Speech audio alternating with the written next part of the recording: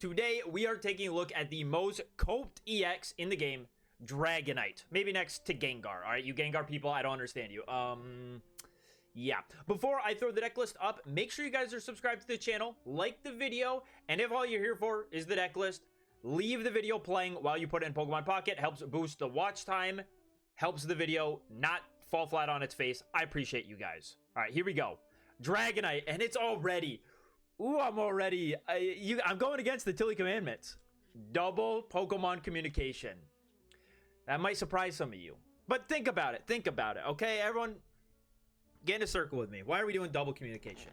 All this deck needs is to set up Dragonite. Dude, that's all we're going for. Set up Dragonite, and we can probably win the game. Now, we don't have any form of real draw. We're not Suicune people. And even take something like Suicune. Suicune likes to get the Greninja online early, but it doesn't need it. Greninja's not the main attacker. Our Dragonite is the main attacker. We need to get him out ASAP, so we need double calm in order to find it, because sometimes those Dragonites just stick to the bottom of the deck. Real quick, let's take a look at this game. I knew what was going to happen here, if you were paying attention. I knew that I was about to get Greninja Cyrus on that turn. And look at, I researched double calm. The only way I stay in this game is if I get a Dratini. First calm misses. Second calm comes through. It's goated. It's the best card in the world. Okay, so now at this point, all I need to do is, he can't have it all, right? Surely he can't have it all. I need to avoid Repel. Repel is the only thing that's going to make me lose this game on this turn. So we're just going to hold, and we're going to send up that poor little Dratini. He's going to take 60 to the head. My opponent Mars is, very smart. 4 cards in hand. I would have done the same, and I get no Rare Candy Dragonite combo off of that. Very depressing. Just kidding, it's off the top of the deck. Rare Candy. Now, here I was thinking, do I want to go Baby Dragonite? And not particularly. Because if I do that, and, I don't have a Lyra in hand. That's where the concern is coming from. But if I don't hit damage correctly and then my opponent fills the bench after, I'm in a pretty poor spot at this point.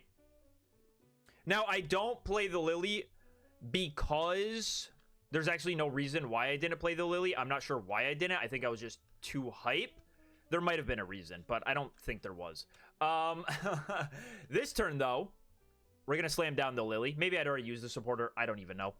Attached to Dragonite, and at that point, my opponent just concedes because he doesn't have enough damage. Going into the second game, this is very important as well. We got to talk about this, because this is a game against Guzzlord. Now, Guzzlord is... You would think the way that you would want to play Guzzlord is... Alright, let's stick a baby in the active spot, and let's just pile as many energy onto Dratini as possible. Because remember... And you will make this mistake too, because I do all the time. Dratini cannot attach, or baby Pokemon cannot attach energy to to an evolved Pokemon. Also, I didn't mention it. I'm so sorry. This is dual energy if you couldn't tell by me playing Mantike and Pichu. I tried out double Mantike, just electric energy. It doesn't, it sucks. Because sometimes you really are just powering up a Dragonite and you don't have access to the babies and you need to just be evolving into Dragonair or Rare Candy into Dragonite before you can use the baby. So I think it's better to just take the gamble on the dual energy and the opposite baby Pokemon. So take a look. You would think that what you want to do is just pile as many energy onto a Dratini as possible and then go for Rare Candy Dragonite. You can hold out for that if your hand is small enough that your opponent isn't going to Mars you. This deck plays a Mars. It plays a red card, as far as I know. It's got hand disruption. And what you can run into is just your hand constantly being reset, and you have 6 energy on a Pokemon, and that's awesome, but it's on a Dratini, and you haven't been able to find a Dragonite. Usually, the way that this is going to work is your opponent doesn't get off to a quick start, right? This Repel... I understand it. That's why I didn't evolve into the Dragonite, because I don't want a Dragonite stuck in the active spot when a Repel is coming. This deck also plays Repel. It doesn't really play Sabrina. So I thought a Repel would probably come. It's best not to evolve into Dragonite. Wait till I actually can pull off the Dragonite attack. And now I'm looking And it seems like the best option here is to go... I believe, you know, my opponent's not playing Sabrina. His Repel's gone. At this point, I think, okay, we actually didn't get to set up as many energy as I want on the Dragonite, but I don't really have anything else I can do besides Rare Candy into that bench Dragonite and let this Dragonair just kind of soak up damage in the active spot. I expected my opponent to knock it out this turn, but he did not go for that. And given that, I don't want to fall victim to a Will. So what I'm going to do is this Lily is not going to matter at any point. I just need my Dragonite to be able to attack twice. If he gets stuck in the active spot at any point, Lily's not going to let him survive 2 Tyrannical Holes back to back. All I really want is just some more time to attach all of my energy. And I'm looking here as well and thinking, well, my opponent probably doesn't play Sabrina. It'd be weird if he did. You know, Guzzlord can put a Sabrina in the list, but I have to bank on him not playing Sabrina. That's the only way I win this game. So I'm just going to load the bench up, get my hand size down, and just spend as long as I can building up energy on that Dragonite, so when he comes and attacks, I don't have to worry about the Grindcore ruining my day. So I'm just going to keep playing it slow. Because again, all I need from here on out is my opponent not to play Sabrina and for me to attack with Dragonite and then have a Lyra in my hand. So I'm perfectly content just not attacking this turn, letting my opponent do whatever it is he wants to do, and going for that endgame Dragonite with, at this point, it's going to have 6 energy unless my opponent doesn't attack this turn. And if my opponent starts playing the slow game, then I will start attaching to the active Dragonite, but he doesn't. So Dragonite goes down. Now we send up the big boss. And at this point, I have 5 cards left in my deck. I unfortunately don't have anything else to play down. So I'm just going to go for Giga Impact, as I have to. And we're going to hope that on the other side of a Mars, I get to keep my... I get to find one of my Lyra. That's all I'm looking for. Is just a Lyra and I win the game. That's all we're going to need. His deck is pretty thin at this point, too.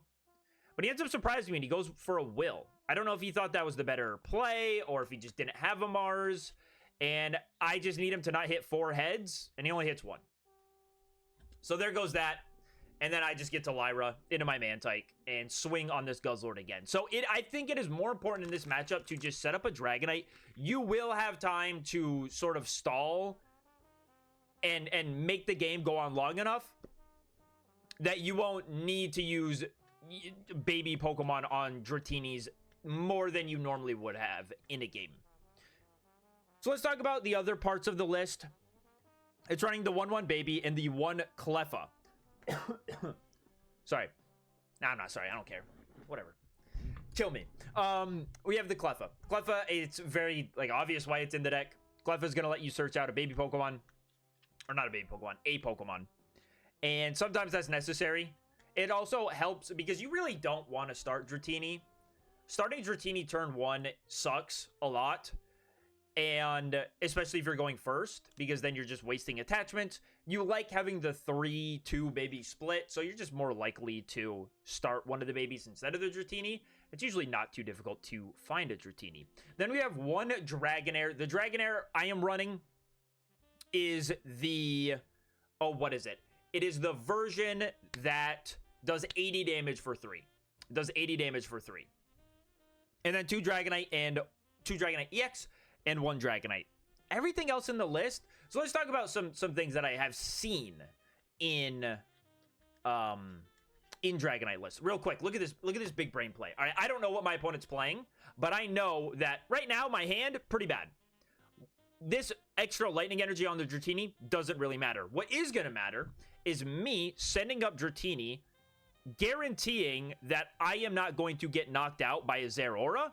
Because I know that most likely, whatever my opponent's playing, he will probably have a way to deal 70 damage on the next turn, or he potentially could. So I would rather let this Dratini soak up a hit while it still can.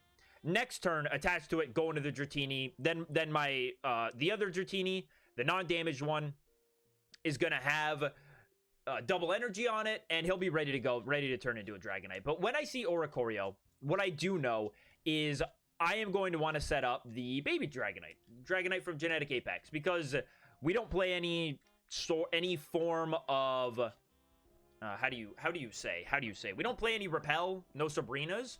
So if that Oricorio gets into the active spot, I'm not in a good spot. I think that this game is going to be won by my Dragonite going nuclear on my opponent's board. I see the Pikachu EX. Very, very unfortunate. I also know that my opponent knows exactly what I have in my hand. He knows that I still have this Lily, because now what I'm looking to do is send up Pichu, hope I don't get repelled, attach the Dragonite, also hoping a Water Energy comes up. Bang, it always does. You will never get scammed by that, I promise you. Send up that Dragonite, let it get hit by Tapu Koko after I attack. Lily, everything will be good. But my opponent knows I have the Lily in hand, so I'm hoping for no silver. He uses red card. I have not thinned my deck well at this point at all. So this is very, very scary. And he hits me with Repel. Like the two-piece combo, bro. The two-piece combo of red card and Repel. Unlucky for him, I top deck Lily. But now, I mean, my opponent has like no cards left in deck. All he needs at this point is an elemental switch to win the game. And that was a decent Draco spread. I picked up a point from it, which I'm happy with. I did some good damage to the Koko and the Oricorio. Really, if my Dragonite gets to attack again, I'm just going to hope I take out the Koko in front of me. It only needs 2 pings to it. That Pikachu, I would have liked to just knock out the Pikachu because it would guarantee I had another turn. But he has no elemental switch. And now, this is also very, very important. This is so important. If you're putting it all on Dragonite, you got to give him the support he needs. I give him the full cast of babies, give him another energy, and he snipes the Oricorio and the Zero for the game. Insanely important to make sure you are taking care of your Dragonite before he attacks. He will take care of you back. Okay, so before I went on that just VOD review, I was trying to talk about the cards that people do include, and I'm not. So, number 1, Giant Cape. Is it cool to have Dragonite have 200 HP? Yes, there are some times where that does matter. Specifically, the Dark Tina matchup. If you attack into a Darkrai with a Rocky Helmet on it, you will have 160 HP left. Your opponent can go Giratina plus Red plus Darkrai, knock out Dragonite, and that will make you lose the game. It can also buff the baby Pokemon to 50 HP. There are some circumstances where that's nice against, like, Arceus Darkrai decks. Being able to block the Tyrogue one-shot is cool. Being able to slow down Greninja pings is fine. There are some uses for the Giant Cape. My thought process is, dude, having a 200 HP Dragonite is cool, but I think I would rather just have a Dragonite almost every game, because a 90 HP Dratini, you're not winning with that, man. You are not winning with that. The only way to win is to set up the Dragonite. So let's just set up the Dragonite. All right, let's give ourselves the best chance of that happening. Another card is like Mars or Red card. I don't mind either of them. It gets very, very scary. Like every Suicune game you play, you are going to watch your opponent get down to like 3 cards in deck. And it's frightening. It's frightening. Unless you're doing this and you set up a ridiculously quick Dragonite. Now here, I am using Lily because I have 160 HP left. There's a world where I swing into Suicune. My opponent goes Mars, goodbye hand. I don't get my Lily. My opponent goes Greninja Ping, attack, Greninja Ping, attack. Using this Lily now means that my opponent will have to find the second Greninja at some point in the next 2 turns.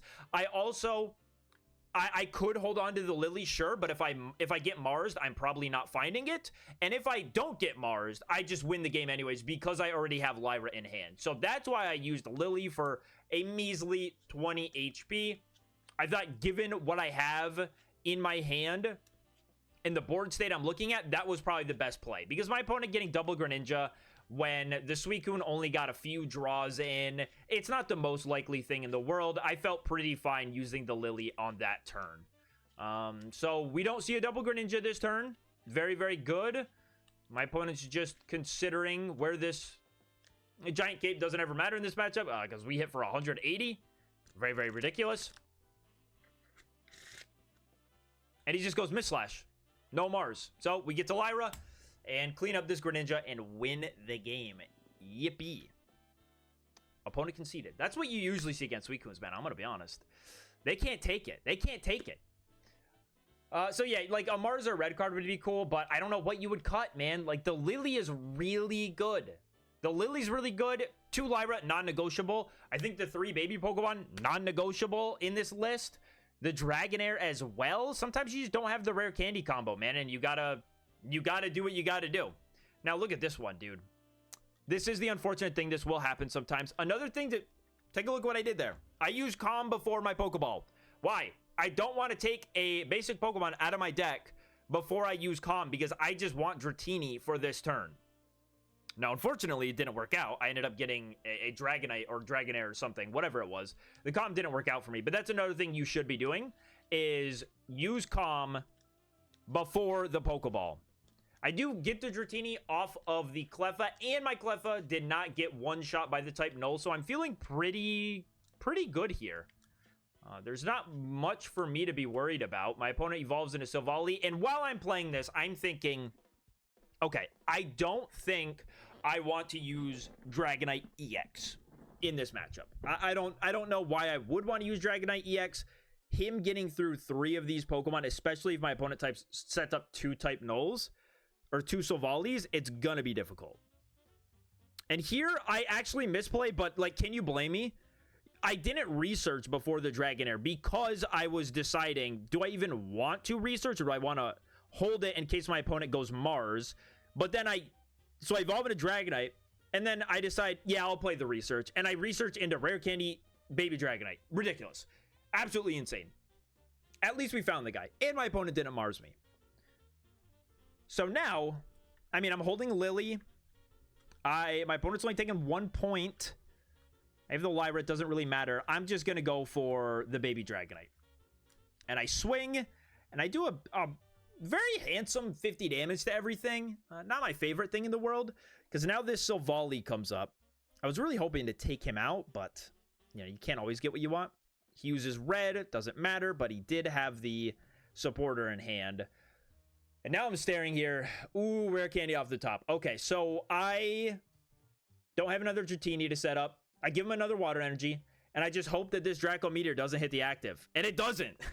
It either needed to hit the Silvally twice or avoid it outright. And I take out 2 Zeraora with it.